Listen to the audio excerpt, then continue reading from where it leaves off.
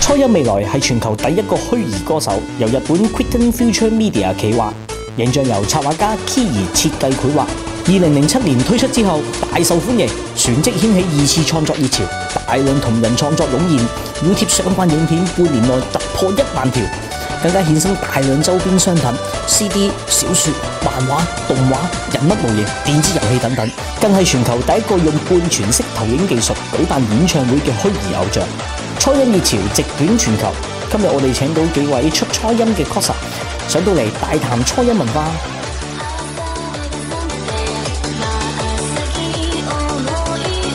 Hello， 大家好，咁我叫小月啦。咁我今日出嘅咧就係初音嘅公式。咁初音公式特別之處咧就係佢有葱綠色嘅頭髮啦，佢成身衫就以黑色同埋葱綠色為主啦。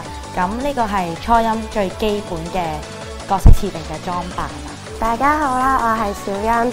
咁我今日出緊嘅係鏡一鳴嘅公式啦。鏡一鳴嘅特別之處咧就係佢有個好獨特嘅兔耳仔啦。咁同埋咧佢有一個細佬嚟嘅，咁就係鏡一 V 加我嘅唯一特別咧就係呢度有個01、02、03咁樣嘅。我係蒼南，咁我今日 cos 緊嘅角色咧就係初音嘅一首歌入面嘅象嚟嘅。咁呢首歌就係講初音發夢去咗一個好似萬聖節咁嘅奇怪世界啦。咁佢就發生做南瓜先生嘅太太啦。咁好似咁樣橙色頭髮就代表咗啦。大家好，我係馬莎妮。咁我今日 cos 嘅係 Project Diva 2嘅 opening。咁今次Miku 佢係同 Project Diva 一樣，都係以學生嘅造型出現。咁我覺得啲 coser 之所以咁中意出即係 V 家咁樣，即係初音家族咁樣啦，即係喺呢個音樂嘅媒介裏面啦，好少係由以電子嚟發聲，即係一個完全係電子音咁樣去創作。係因為 Miku 啲歌啦，因為 Miku 啲歌咧大多數都好有意思嘅。咁通常啲人聽咗啲好有意思嘅歌咧，就都好有興趣，咁就而去出呢個角色咯。而家 V 家其實都引申咗一股 Miku 歌手嘅翻唱熱潮，咁一批嗰班歌手嘅 fans 會去聽佢哋翻唱嘅歌，咁而引致佢哋聽到更多嘅歌，跟住再去中意初音，可能再去 cos 佢哋咁樣。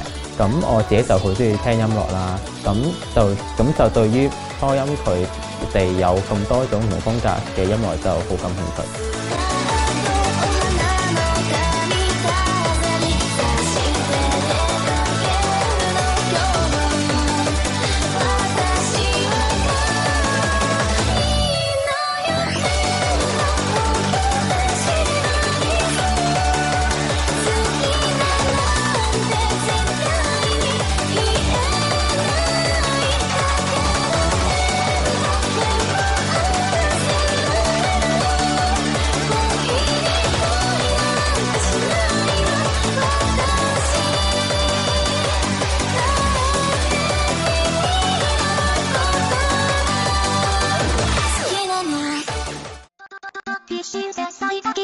咁我依家就向大家介紹一下我呢個造型嘅呢首歌嘅內容啦。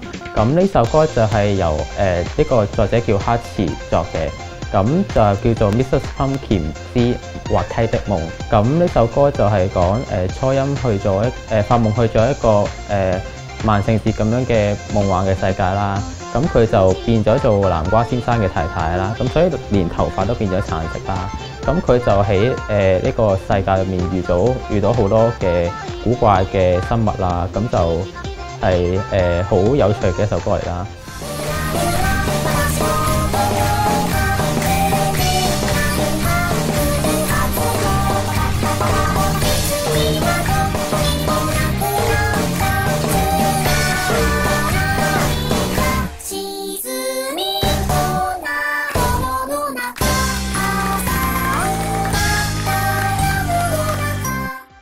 咁我就推薦一首叫做《Magnet》嘅歌。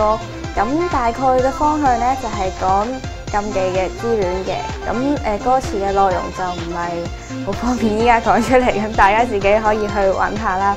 咁其實佢哋個旋律係比較特別，我亦都係因為呢首歌先開始留意到Vega嘅，咁所以推薦大家聽下。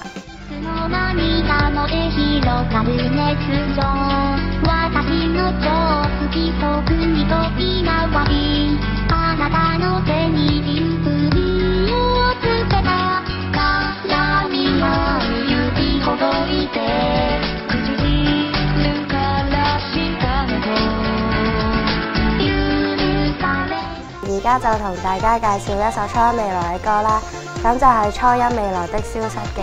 點解會同大家介紹呢一首歌呢？係因為呢一首歌主要嘅內容咧係講初音咧，因為佢嘅電腦程式壞咗，而令到佢以後冇得再歌唱啦。咁而呢一首歌嘅意思就係想啲人咧留意初音啦，就唔好俾佢消失咁樣咯。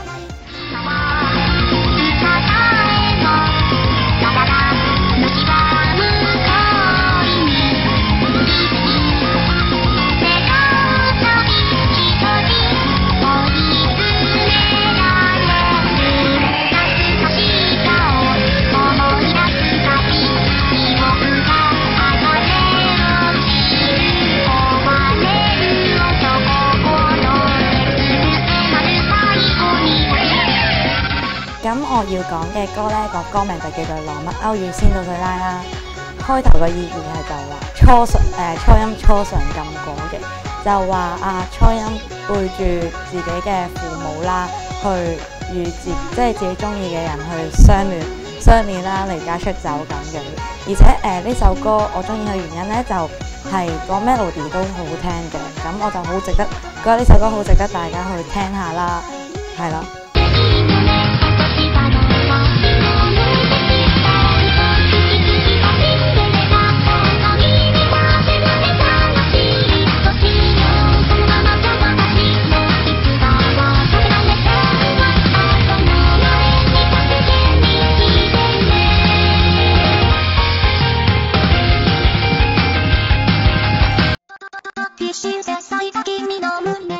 咁對於日後對初音未來有啲咩期望？我希望嘅係佢多啲嚟香港開演唱會咯，因為佢實在太少啦，得一場啫。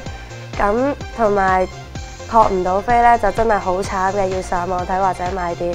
所以我希望佢可以多啲嚟香港開呢個演唱會咯。咁我就希望初音可以登上大熒幕啦，即係譬如戲院嗰啲，以佢哋嘅本身嘅人設再重新原創多一個故事出嚟，以音樂做主題，再整一個劇場版嘅類似嘅物體出嚟。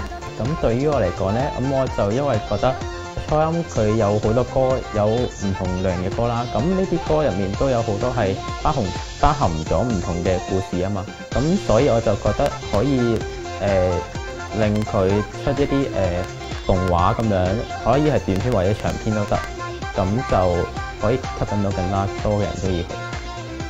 咁我就覺得初音已經發展咗好多啦，對於我嚟講已經心滿意足，所以我唯一就希望初音越嚟越多歌啦，俾我哋咁多個初音迷啊、Vega迷啊去聽更加多啦。咁我就最期望係咁多噶啦。節目完結之前，送上初音嘅一首歌俾大家，希望大家繼續支持初音。拜拜。